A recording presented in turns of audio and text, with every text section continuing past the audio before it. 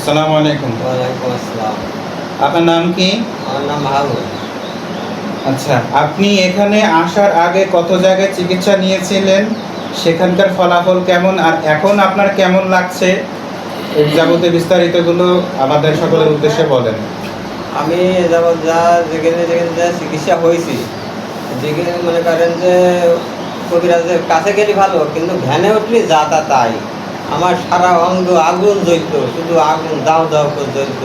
মনে হয়তো যে আমার মাথা সব ধনু জ্বালানো আছে টক বক করে। আমি এ যাবৎ বহুত জায়গায় গেছি, একদম নাভারণ পর্যন্ত গেছি, বেনাপোল, আপনার আছে চুনহাটি, দর্শনা, বলবো কয় জায়গার কথা নাম, বহুত এলাকায় গেছি। আমার এই শরীরের গঞ্জনে নিয়ে কমসে কম করে করছি আমার 4 লক্ষ টাকা গেছে। এখন আমার যে পর্যায়, আমি মানুষের সহযোগিতা ছাড়া আমি আর চলানো কোনো গতি নেই। আমার একটা মেয়ে 11 বছর বয়স, আর আমার ছেলের বয়স এই 5 বছর। আমি বউ ছেলে পিলেদের এখন কী কর্ম করে খাওয়াবো? আমার কর্ম করার কোনো শক্তিই নেই। আমি যে আজকে যে জায়গাটায় আসছি, আল্লাহ মজি মানসির দোয়ায়, আল্লাহর ইচ্ছায় আমি জায়গায় প্রমাণ বুঝতে পারছি খুব ভালো।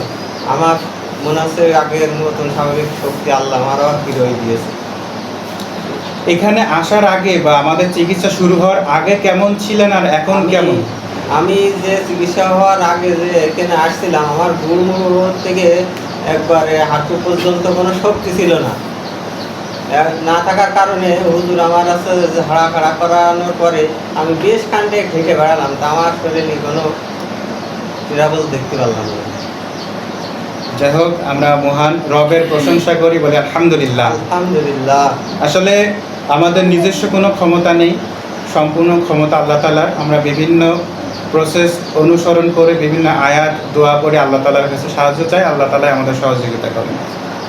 আপনাদের কাছে আমরা হাদিয়া নিয়ে কোনো রকম কিছু বলেছে, জোরদারব করেছি যে এত টাকা দিতে হবে বা কিছু? না না না।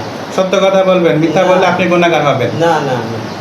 আচ্ছা, আপনারা, আমি এখানে বলেছি যে আপনারা যা খুশি হয়ে যা দেবেন, যদি খুশি হয়ে দেন তাহলে আমি নেব, তা না হলে আমি নেব না। এটাই তো কথা ছিল। আমরা দেব, খুশি করে দেব।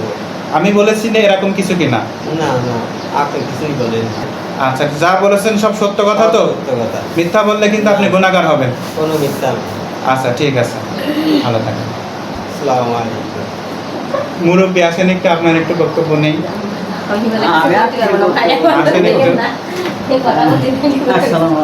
বসেন।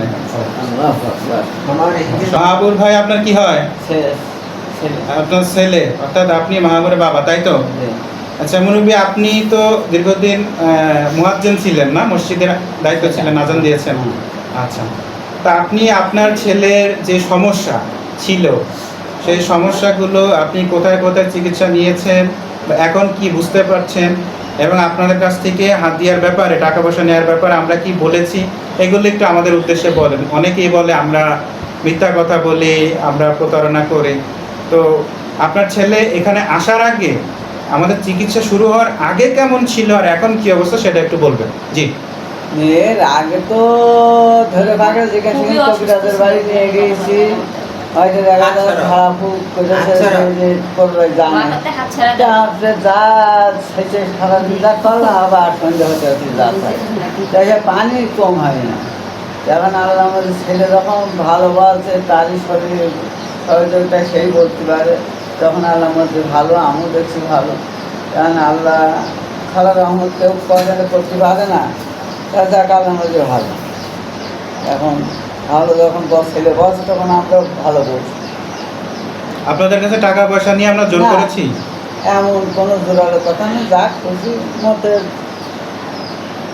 সেইটাই নেবেন, এই কথাই বলো যে আমার কোনো জোরালো হবে কোনো নেই যে আমি এই টাকা আমার দিতে হবে না, এমন কথা বলা নেই। আচ্ছা।